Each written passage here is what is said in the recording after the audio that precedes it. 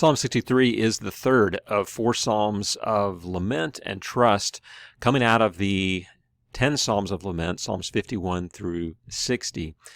And as such, this psalm is really difficult to classify. It is classified by many as a lament, but it also has a strong element of trust, and it lacks the element of petition, which is fairly common in a lament. So it is a little difficult to categorize, but it is, like many psalms of mine, a favorite, and it is one that expresses a deeply personal relationship that David has with the Lord.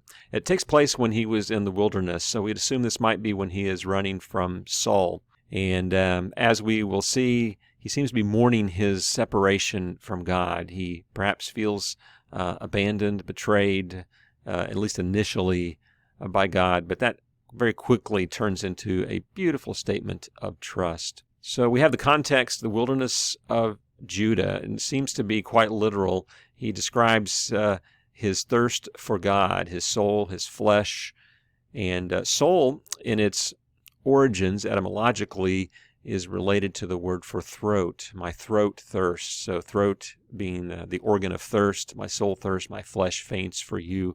And so David takes his literal surroundings, being in the wilderness, being in a dry desert land, and he reflects on how that is how he feels spiritually as well. O God, you are my God, and earnestly I seek you in a dry and weary land where there is no water. It's a deeply personal prayer. This psalm contains the word you or your 17 times in just 8 verses. It's intensely personal. And I think it's one of those psalms that gives us evidence that in the Old Testament there is strong evidence that David and others experienced a deeply personal relationship with God. Sometimes as evangelicals we think that idea of a personal relationship with God was sort of a recent thing that we sort of rediscovered, but I find that not to be the case at all, that this psalm is intensely personal and intimate. David's whole being cries out for the presence of God. You'll see a lot of body parts mentioned in this psalm. We begin in verse 2, so I have looked upon you in the sanctuary, beholding your power and your glory. It seems that David is looking back and reflecting on moments of worship that he has had in the sanctuary. This would be in the tabernacle, in the holy place, or David's tent of worship adjacent to the tabernacle. And he recalls those sweet times of worship. We think of Psalm 27, where David says, there's one thing I ask, one thing I seek, to seek you in your temple, to gaze upon the beauty of the Lord. And so David recalls those intense times of personal worship, and those give him strength. And because of your steadfast love that is better than life itself, even as he is thirsting and desiring God, he says, it's better than life, your love. My lips will praise you. There's another body part, and as we recall previous psalms, we'll also speak of singing. My lips will praise you.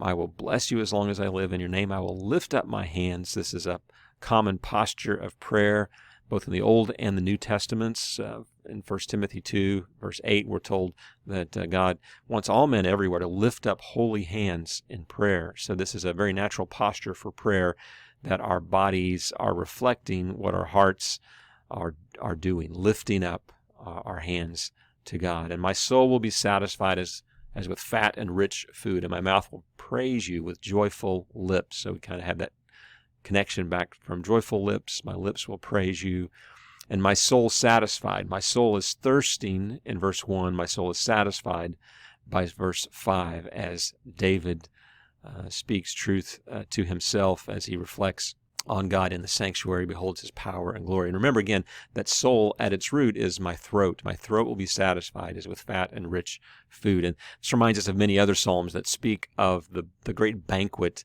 of satisfaction that God provides to the worshiper. Beginning with Psalm 23, you've prepared a table before me in the presence of my enemies. Psalm 36, verse 9, they will feast on the abundance of your house. Psalm 22, the last verses there describe a great banquet of rich and poor, all gathering and being satisfied. And so in 5 short verses, we've moved from hunger and thirst to complete and full satisfaction. Verse 6 describes David in the nighttime, reflecting on his bed as he goes to sleep. He is meditating. This is that word Haggah that we encountered in the very first psalm. He meditates on the law of the Lord day and night.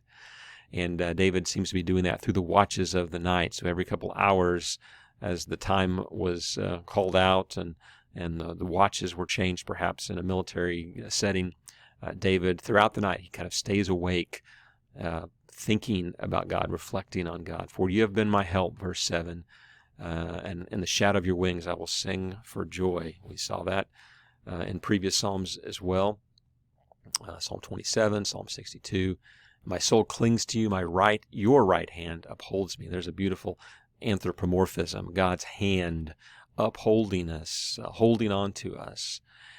And then we turn to confidence in verse 9 that's expressed first in something of a curse. Those who seek to destroy my life will go down to the depths of the earth. They will be given over to the power of the sword. They'll be given as a portion for jackals.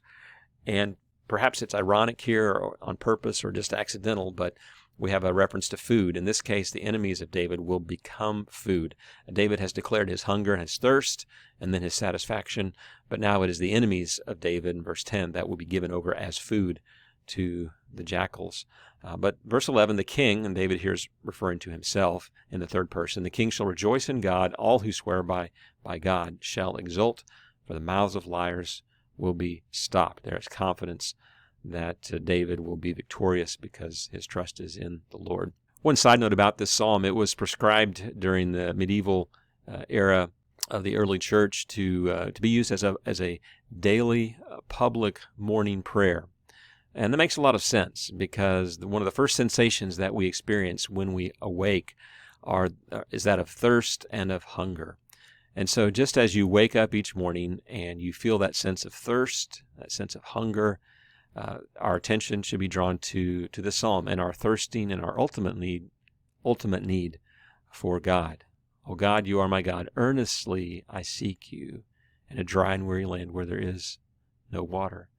Think of God every morning when you wake up thirsty. Think of Psalm 63 and make this your prayer.